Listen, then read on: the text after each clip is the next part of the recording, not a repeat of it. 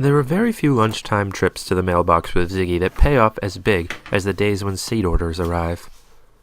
While I've had my Johnny's order for a few weeks after stopping at the catalog store and making the order in person, I've been waiting for the Seed Savers Exchange and high mowing orders. Today's mailbox finds the Seed Savers order arriving.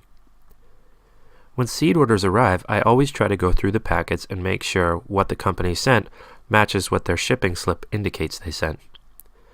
The folks who work to fulfill orders are human beings, after all, and, just like the rest of us, they can make a mistake. In fact, I've never yet experienced an error on a packing slip, even after more than 15 years farming and purchasing from multiple companies. But it's possible, so I check. The other thing this does is give me yet another opportunity to internalize the varieties I plan to grow the coming year. It's fair to say I have dozens of varieties and cultivars, and I don't want to forget anything. The more I see it, the more likely I am to remember that I have it in my seed catalog. Even though everything is written down, that's just the way my mind works.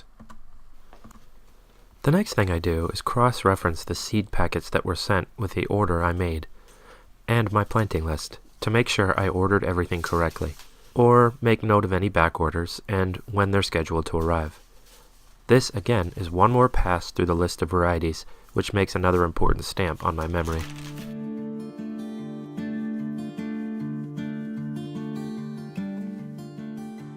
The last thing I ordered from Seed Savers Exchange was Australian butter squash, and that was 2 years ago.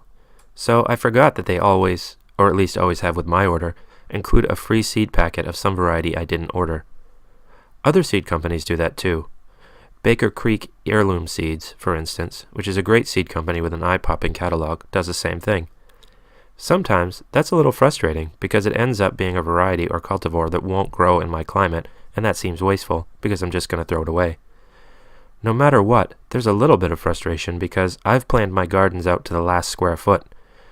I very much appreciate the generosity and the opportunity to try something new, but where am I going to put it? That's always the question when the freebie is something I do want to try. This year, Seed Savers Exchange sent me a sunflower variety, and I'm very interested in that. And it turned out to be fortuitous because when I was going through my plans to see where I could stick a few of this new variety, I discovered I didn't even list flowers on my planting list. But I actually intend to plant several types of flowers all around the homestead this year. They didn't make it onto my list because I already had all the varieties I planned to grow and wasn't going to order any flower seeds. Still, this is an oversight I feel fortunate to have caught now, instead of this spring, when I look at my plans to figure out what type of flowers I'm growing and realize I have nothing listed and no space to put them. The next step is to file the seeds in the seed collection. In the past, I've sometimes felt so busy during the winter that I did not do this. I would just keep each company's order in the box in which it was shipped. Just like feeling there isn't enough time during the season to keep notes, this lack of time was, and remains, a falsehood. The reality is, I didn't prioritize the activity. Like anything else, if it's a high priority, there is, seemingly miraculously, enough time. And now, just like keeping notes in the garden all spring, summer, and fall, I make seed filing a high priority as soon as they arrive.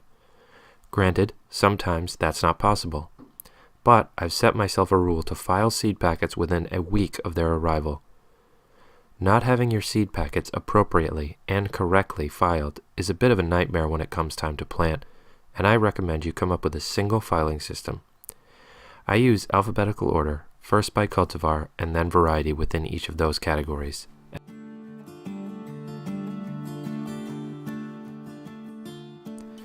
If you think you're too busy to spend 15 minutes filing seeds now, you may regret it when you're trying to scurry around in the spring and get things planted, and can't find a packet you need, or, even worse in my experience, plant a different variety because you have that seed packet from the previous year and couldn't find the one you know you ordered, only to find the box after it's too late.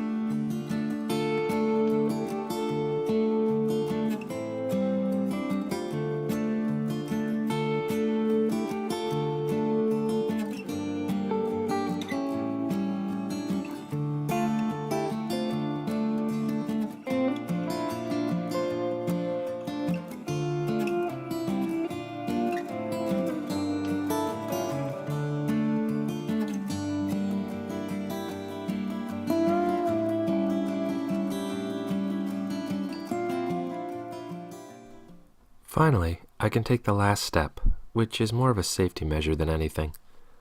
I've noticed in the past few years that certain seeds are getting harder and harder to source from my favorite companies. Sugar Snap peas is a good example. Johnny's is the original breeder of this All-American selection winning variety of snap pea. I love them. But there have been crop failures for Johnny's suppliers for, I think this year makes 3 in a row. Onions seem to be going the same way. With sugar snaps, I'm totally out of luck because I don't have any viable seed left. If I get another batch somewhere, I'll fix that by saving the seed. It's very easy with peas.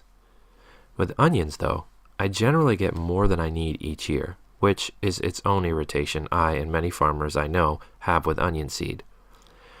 Onion, and other seed from the allium family, loses its viability very quickly, whereas some varieties of seeds that will last years and still achieve high germination rates, onions tend not to. In fact, I've seen their rates drop to less than 50% in 1 year. So I don't generally save onion seed that I purchased the previous year, with one caveat. I don't throw it out until I get my new packets in the mail, because you never know if something could be out of stock or back ordered to a date when it doesn't make sense to plant in your climate, or any number of other problems. And 50% germination rate is better than having no seeds at all. Now that I've received all the allium varieties I ordered, I feel comfortable composting these old seeds. And while I'm at it, I'm going to go through my stock of empty seed package, which I keep for the seeds I produce and save myself. After a while, the sell stick tab on the opening for most packets dries out and becomes useless. That's when it's time to throw them into the wood stove and replenish with newer stock. And with that, I'm one step closer to beginning the next growing season, feeling organized and ready to go from day one.